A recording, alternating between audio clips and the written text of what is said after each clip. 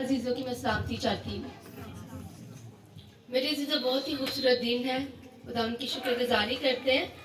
आज तक क्रिसमस को सेलिब्रेट करने के लिए तीसरा त्योहार चल रहा है और आने वाले दिन में जल्दी हम अपने निजात हिंदा यीशु मसीह की सालगिरह को सेलिब्रेट करेंगे। हम इस बात के लिए खुदा उनकी शुक्रगुजारी करते हैं कि वो हमारी ज़िंदगी में हर रोज़ एक नया दिन खूबसूरत ब्लेसिंग के साथ लेके आता है और हम अपने पाक कलाम की ओर बढ़ेंगे। देखेंगे आज मेरे लिए और आपके लिए पाक कलाम में नसीहत और तरबियत क्या है। जो मेरे पाक कलाम का आज का टॉपिक है वो है एक ही पाक असल। और इसकी आयत में पढ़ूंगी। अब्रानियों का खत पौलुस रसूल का है और उसका 2 बाब है, उसकी 11 आयत है। इसलिए कि पाक करने वाला और पाक होने वाले सब एक ही असल से हैं, इसी बाइस वो भी उन्हें भाई कहने से नहीं शर्माता। खुदावन के पाक कलाम पढ़े और सुने जाने पे खुदावन की बरकत हो, आमीन। मेरे अज़ीज़ों, यहाँ पे पौलुस रसूल बड़े अच्छे तरीके से अब्रानियों के खत में लेटर में फरमाता है, लिखता है। वो अपनी हिकमत से या अपनी अकल से नहीं लिखता, बल्कि ये पाक रूह की हदायत से लिखता है और कहता है कि तुम्हारा बनाने वाला और मैं और आप और वो जिसने हमें बनाया है पाक है और हम सब एक ही असल से हैं, यानी एक ही नस्ल से हैं। बेशक हम ब्लड से यीशु मसीह के साथ नहीं हमारा लिंक जुड़ता, लेकिन ईमान से, उसकी कुर्बानी से हमारा और उसका डीएनए एक ही है। तुम मेरी डालियाँ हो।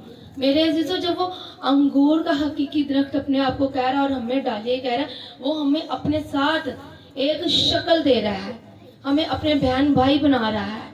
और मेरे अजीजों, जब हम अंगूर के दरख्त को देखते थे, अंगूर के दरख्त का एक काम है, वो जलता नहीं है, वो जस्ट फ्रूट देता है और छांव पे छांव बढ़ता जाता है। वो बहुत जल्दी जल्दी ग्रोथ करता है। हम जब यूनिवर्सिटी में रहते थे कैंपस में, हमारे घर में अंगूर की बेल थी। मेरे अजीजों, जब मेरी नई नई शादी हुई तो वो फ्रूटफुल थी, लेकिन मैं जब वो कुछ अर्से के बाद जब हमने उसकी जड़ों को काटा, उस दरख्त को वहां से खत्म किया, तो उसकी जड़ें काफी लंबी लंबी गई हुई थी। यीशु ने इसीलिए कहा कि अंगूर का हकीकी दरख्त मैं हूँ और तुम मेरी डालियाँ हो। साइंस बयान करती है कि कोई भी दरख्त इतनी जल्दी ना तो बढ़ता है और ना वो फल लेके आता है, और कोई ऐसा दरख्त नहीं जो जमीन के अंदर ज्यादा ग्रोथ करे। एक दरख्त है बांस का जो बहुत जल्द ऊपर लेट आता है, लेकिन वो रूट्स उसकी जल्दी ग्रोथ करती है। इसी तरह अंगूर के दरख्त की भी रूट जो होती वो जमीन के अंदर बहुत ज्यादा फैलती हैं और अपने आप को मजबूत करती हैं। यीशु ने अपने आप को आम का दरख्त भी कह सकते थे, अमरूद का भी कह सकते थे, सेब का भी कह सकते थे, लेकिन अंगूर का उन्होंने इसलिए कहा, अंगूर के अंदर ऐसी क्वालिटी थी, उसकी जड़ें मजबूत होती हैं और उसकी जड़ें ऐसी जगह पे फैल के जाती है जहाँ पे वो खुद पानी लेना पसंद करती हैं। हालेलुया।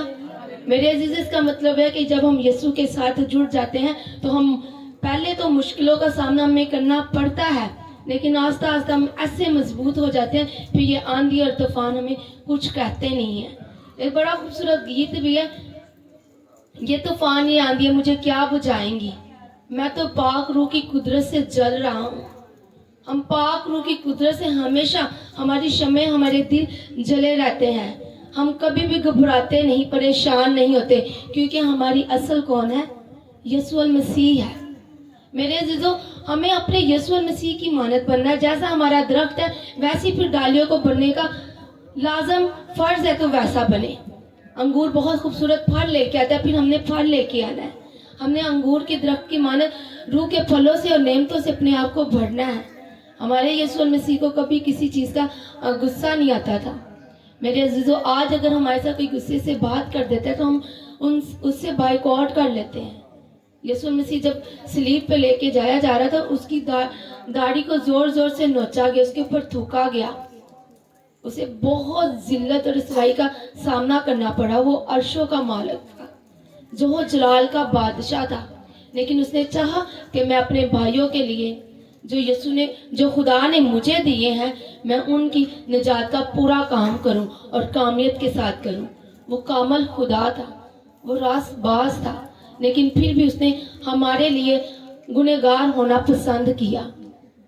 मेरे अजीजों, पुराने अहदनामे में दाऊद कुछ लोगों को सुलह का पैगाम भेजता है ایک دوسرے علاقے میں, اور وہ جب صلح کا پیغام آدمی لے کے جاتے ہیں تو وہاں کے جو بادشاہ آتا ہے وہ کہتے ہیں کہ یہ سیاست کرنے آئے ہیں یا کسی اور مطلب کے لیے آئے ہیں, تو وہ ان کی داڑھیوں کو کاٹ دیتے ہیں اور وہ داؤد کے پاس پیغام بھیجتے تھے, بادشاہ ہماری داڑھیاں کٹ چکی ہیں. تو داؤد کہتا ہے کہ جس علاقے میں جس جگہ پہ وہیں پہ رہو جب تک تمہاری داڑھی فل والی نہیں آ جاتی, آپ اپنے شہر یا علاقے میں نہ آنا, کیونکہ یہ بہت بڑی شرم کی بات تھی.